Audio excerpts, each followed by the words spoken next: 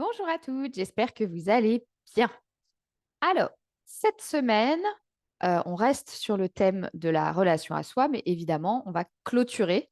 Ce sera notre dernière vidéo sur le sujet avant une petite pause bien méritée pour quelques semaines. J'espère qu'avec les différentes vidéos que je vous ai partagées jusqu'ici, vous avez pu peut-être choisir quelques-uns des tips ou quelques-uns des concepts que je vous ai partagés et que peut-être vous avez pu les mettre en pratique et puis en tirer les bénéfices. Cette semaine, j'aimerais voilà, parler de trois derniers points qui me semblaient quand même importants de partager avec vous, et notamment le fait de prendre conscience de ce qu'on aime chez soi dans un premier temps, de comprendre voilà, en quoi c'est important. Ensuite, de voir qu'il est important en fait de créer des réels moments de relation à soi dans son quotidien et du coup, comment on peut faire pour le faire. Et puis ensuite, le dernier point, c'est aussi l'importance de prendre le temps de se récompenser et de se féliciter pour tout ce qu'on fait.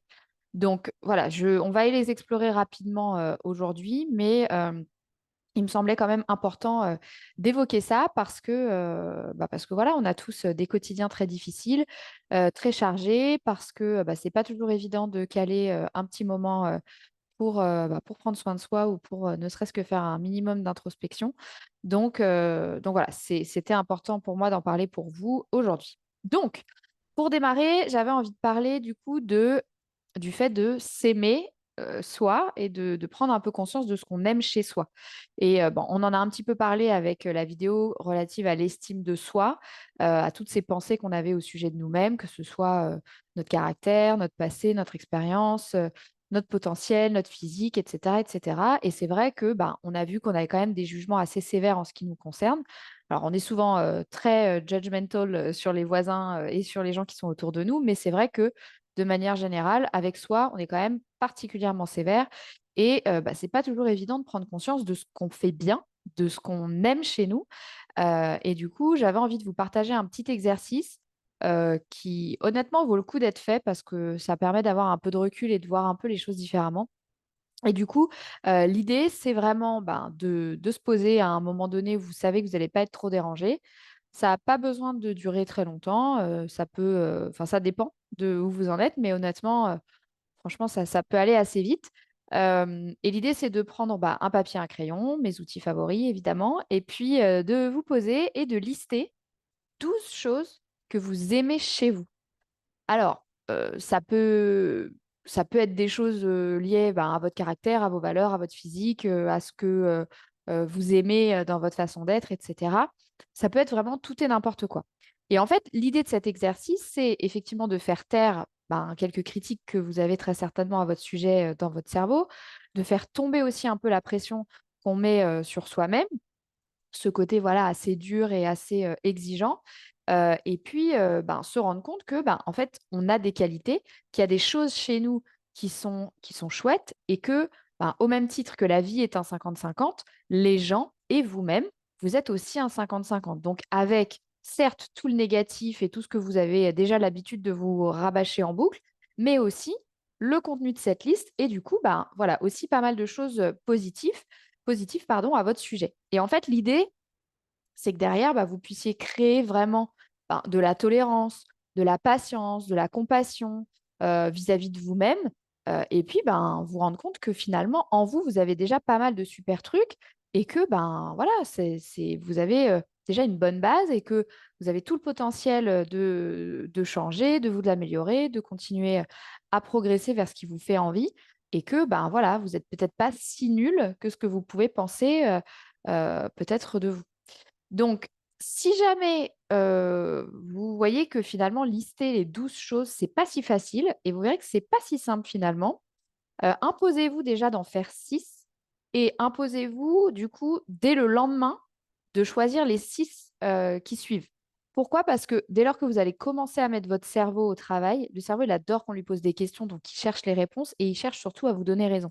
Donc il cherche à vous trouver des preuves que effectivement, vous avez finalement des qualités. Donc si ça vient pas tout de suite et que votre cerveau bloque avec un je sais pas, je sais pas, je sais pas, allez au-delà et dès le lendemain, forcez-vous à vous dire, OK, il faut que je trouve 6 choses. Et vous allez voir que votre cerveau, il va trouver des réponses. Donc ça, c'était un premier point, que je trouvais, important et honnêtement, l'exercice, il est intéressant à faire. À la fois, c'est pas si simple et à la fois, ben, on se rend compte que finalement, il y a quand même pas mal de choses, pas si mal, chez nous et qu'on peut quand même être assez fiers de nous. Donc voilà, faites l'exercice, vous verrez, ce que ça donne pour vous et puis, vous pourrez, ben, en tirer évidemment, les bienfaits. Le deuxième point que je voulais évoquer, évidemment, on en a parlé un peu en introduction, mais prendre soin de soi, la relation à soi de manière générale, donc que ce soit la façon dont vous parlez de vous, dont vous pensez à votre sujet, que ce soit voilà, les petits moments que vous allez essayer de vous réserver, et cetera. Bah, c'est pas forcément toujours évident parce que ben, on est toutes pareilles, on court partout, on a plein de choses à faire, on a toujours des choses plus importantes, semble-t-il, à faire que ben, se poser une demi-heure ou un quart d'heure ou une heure pour ben, un peu se poser des questions sur soi, se reposer, et cetera, et cetera. Surtout qu'on est toutes, on a toutes été éduquées, dans une société, hyper productive où il fallait toujours faire quelque chose, toujours créer des résultats, et cetera. Donc c'est vrai que, bah, c'est vite culpabilisant et difficile de parfois s'arrêter. Mais évidemment, il y a un mais, il faut comprendre que prendre le temps de faire ça, de prêter attention à vous, à ce dont vous avez besoin, à vos envies, à voilà, avoir un peu cette introspection, ben, en fait, c'est vous autoriser finalement à créer un vrai espace de construction d'une relation à vous et surtout vous permettre de finalement, vous permettre de créer ce temps, c'est vous permettre de vous donner l'opportunité d'être bien avec vous pour être bien avec les autres. Pourquoi? Parce qu'on a toujours, nous, enfin surtout en tant que femme et je dirais même encore plus quand on est mère, par exemple, bah, on fait passer beaucoup les autres avant soi, en se disant que, bah, c'est plus important, que c'est la priorité, et cetera, et cetera. Et grand bien nous fasse, hein, mais à un moment donné, ben, ça pose souci parce que, ben, on est à un endroit, en n'étant pas 100 présente à ce qu'on fait parce qu'on pense à ce qu'on devrait faire après, à la liste, des courses, à ce qu'il faut, faire à manger ce soir, à ce mail que vous n'avez pas terminé de faire et cetera. Là où, ben, vous étiez supposé ben, prendre un temps pour jouer avec vos enfants ou, vous poser avec votre mari et cetera et cetera et finalement, ben, à vouloir à tout prix faire passer les autres tout le temps en premier, bah, finalement, on n'est jamais 100 présent à ce qu'on fait et ben, finalement, ben, tout le monde est perdant et voilà, on détériore aussi un peu les relations qu'on a avec les autres parce que, ben, finalement, on est là sans être là et nous, bah, on culpabilise de toute façon derrière aussi. Donc l'important, c'est de comprendre, c'est que enfin, ce qui est important de comprendre, pardon, c'est que tant que vous ne prenez pas ce temps qui est une priorité, vous ne pourrez pas être bien avec les autres. Donc il faut que vous passiez d'abord par du bien-être pour vous permettre d'être au top avec les gens qui vous entourent et les gens qui sont importants pour vous. Donc vraiment, c'est hyper important et ça doit être prioritaire pour vous. Comment on fait pour créer cet espace-là dans le quotidien? Déjà, on en avait parlé par le passé, mais le secret pour bien gérer votre temps et être sûr de pouvoir y mettre tout ce que vous avez envie et tout ce qui compte pour vous, c'est de planifier. Et si vous ne planifiez pas, de toute façon, tout ce que vous vous êtes dit: «Oh bah tiens, je ferais bien ci, je ferais bien ça va passer à la trappe parce qu'il y aura toujours des choses, finalement plus urgentes, plus importantes ou trop de culpabilité pour que vous vous lanciez sur ce qui était prévu à ce moment-là. Donc planifier à l'avance, c'est décider en amont de bloquer un créneau pour, X ou Y, activité, temps, enfin ce que vous avez envie de faire. Hem et ça, vous devez le planifier en premier dans votre agenda. Les temps libres, les temps de repos, les temps, pour vous, vous devez le planifier en premier dans votre agenda au stylo, c'est-à-dire que ça ne doit pas bouger.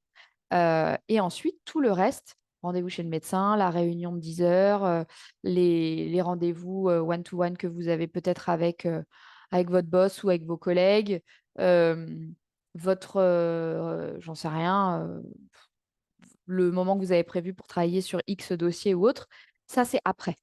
Ça ne veut pas dire que, vous n'arriverez pas à mettre ce qui doit être dedans, mais en tous les cas, votre temps à vous, il est bloqué et ça bouge pas.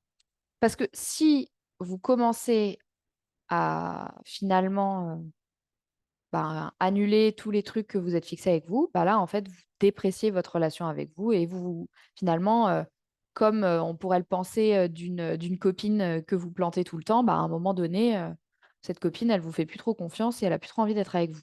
Et finalement, avec vous-même, c'est un peu ça. Et finalement, quand finalement, vous plantez vous-même, si je puis dire, vous vous posez un lapin à vous-même, clairement, vous n'êtes pas hyper en confiance avec cette personne, quoi, même si c'est vous-même. Donc, vraiment, planifiez-le en premier dans l'agenda, ça bouge pas et on s'y tient. Même s'il y a de la résistance, même si à un moment donné c'est inconfortable, vous serez content de l'avoir fait. Vous verrez les bénéfices que vous en avez dans la journée et dans la semaine.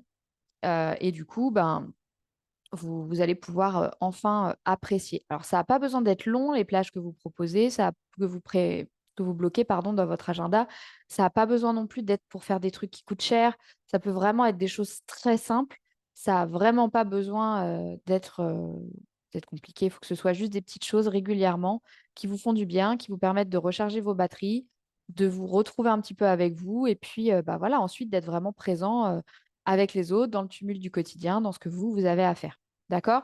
Et le point que je voulais ajouter là-dessus, c'est que, en fait, si vous ne le faites pas, personne ne le fera à votre place. Même si euh, vous pensez que les autres autour de vous sont censés prendre soin de vous, etc., c'est complètement faux. Votre bien-être, votre bonheur et tout ce qui est en lien avec vos besoins et vos envies, c'est vous qui en êtes responsable et seulement vous. Donc, ne déléguez pas cette responsabilité aux personnes autour de vous.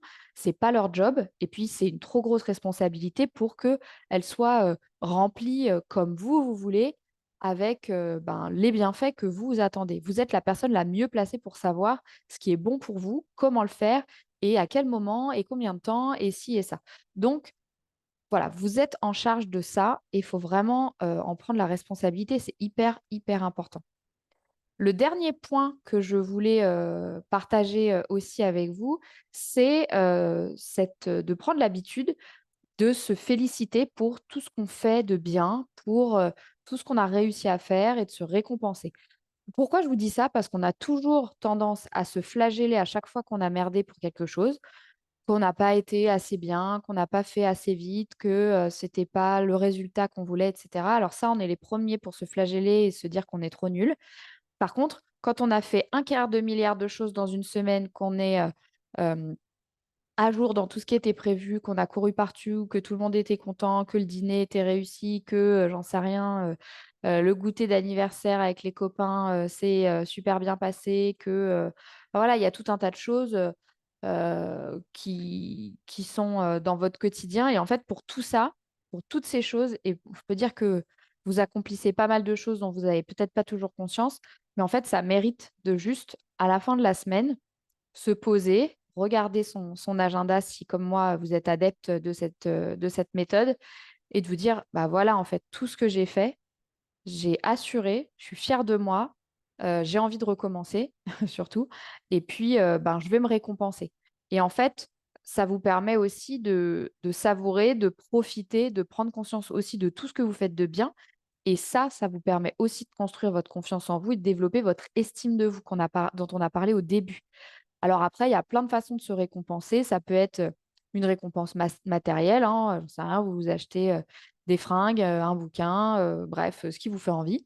Ça peut être une récompense un peu bien-être, typiquement, j'en sais rien, prendre un bain, vous faire les ongles, après carrément aller au spa, chez le coiffeur, faire une manucure, enfin ce que vous voulez, ce qui vous fait envie.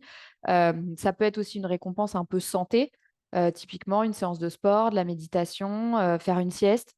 Voilà. Et puis, ça peut être une récompense sociale aussi. Vous faire un ciné avec une copine, faire un dîner ou un resto entre amis, prévoir une sortie en famille, recevoir du monde. Voilà, ça peut être tout un tas de choses. Mais il faut, et pareil, ça n'a pas besoin d'être compliqué, ça n'a pas besoin d'être cher, ça n'a pas besoin de prendre longtemps, mais c'est important de se récompenser régulièrement. euh, pour voilà, aussi renforcer votre envie de recommencer parce que les efforts que vous avez finalement mis en œuvre toute la semaine, avec votre organisation finalement assez chargée et à la minute près, finalement, si à la fin de la semaine, à chaque fois, vous êtes fiers de vous, que vous vous récompensez, que vous vous félicitez et que il y a quelque chose de positif à l'issue, évidemment, ça va vous inviter à recommencer, vous donner envie finalement de prendre des risques, d'oser plus. Et finalement, quand vous prenez des risques et que vous osez plus, alors certes, il y a des échecs aussi, mais potentiellement, vous grandissez, vous continuez à vous développer. Et encore une fois, relation de confiance et estime de soi qui forcément vont de pair et se développent aussi. Donc, voilà les points supplémentaires que je voulais quand même partager aujourd'hui. Donc, vous n'êtes pas obligé de. L'idée, c'est pas d'essayer de tout faire parfaitement, de reprendre toutes les vidéos, de tout faire, etc. C'est juste de vous dire, OK, qu'est-ce qui me parle? Qu'est-ce que j'ai envie d'essayer? Et puis, vous choisissez un truc qui fait sens pour vous, vous essayez, et puis, vous allez essayer de voir ce que ça change dans votre quotidien. Une chose à la fois, ça n'a pas besoin d'être compliqué. Vous n'avez pas besoin que votre vie change du tout au tout d'un coup. Prenez le temps. Vous êtes là où vous avez besoin d'être. Vous avez tout à l'intérieur de vous pour vous sentir mieux, pour, euh, pour finalement affronter un peu le tumulte de la vie, les montagnes russes émotionnelles aussi qu'on peut traverser dans notre quotidien. Vous avez tout à l'intérieur de vous. Vous n'avez pas besoin d'aller chercher à l'extérieur ou d'aller le puiser chez les autres pour vous sentir mieux, pour répondre à vos besoins, à vos envies. Vous avez tout votre package à l'intérieur de vous. Il faut juste savoir comment l'utiliser. Et on a évoqué plein de points. Évidemment, l'estime de soi, ce qui peut booster la confiance en soi, la façon dont on se parle. Enfin voilà, on a évoqué tout ça. Je vous laisserai aller voir les différents sujets qui ont été abordés. Mais, mais voilà, vous avez tout déjà. Faites-vous confiance et vous allez voir que les choses vont petit à petit changer, évoluer, vous aider à vous sentir plus à l'aise dans vos baskets. Et puis voilà, vous me direz en commentaire comment vous vous sentez, ce que ça change pour vous. Et puis voilà. Moi, de mon côté, comme je le disais, je vais prendre une petite pause bien méritée en famille. Et puis, au retour de mes quelques semaines de vacances, on parlera des vacances, malgré tout, parce que je pense que je fais partie des premières partantes, mais il y aura la deuxième vague du mois d'août qui aura peut-être besoin de quelques tips pour vivre mieux les vacances, mieux les préparer, et puis aborder évidemment la rentrée. Évidemment, sur tout ce qui est relation à soi et même sur le sujet des gestions des émotions qu'on a vu un peu avant, il y aura d'autres tips, il y aura d'autres choses plus tard. N'hésitez pas d'ailleurs si vous avez des questions ou des sujets que vous voulez traiter en particulier à m'envoyer des petits messages et puis on verra pour traiter les sujets et évidemment répondre à vos questions. En attendant, je vous souhaite à toutes les concernées de bonnes vacances, à toutes celles qui continuent de travailler un petit peu, bon courage. Et puis, votre tour arrive très vite. Donc, euh, donc voilà, profitez tous bien de cet été. Et puis, je vous dis à très vite. Bye bye.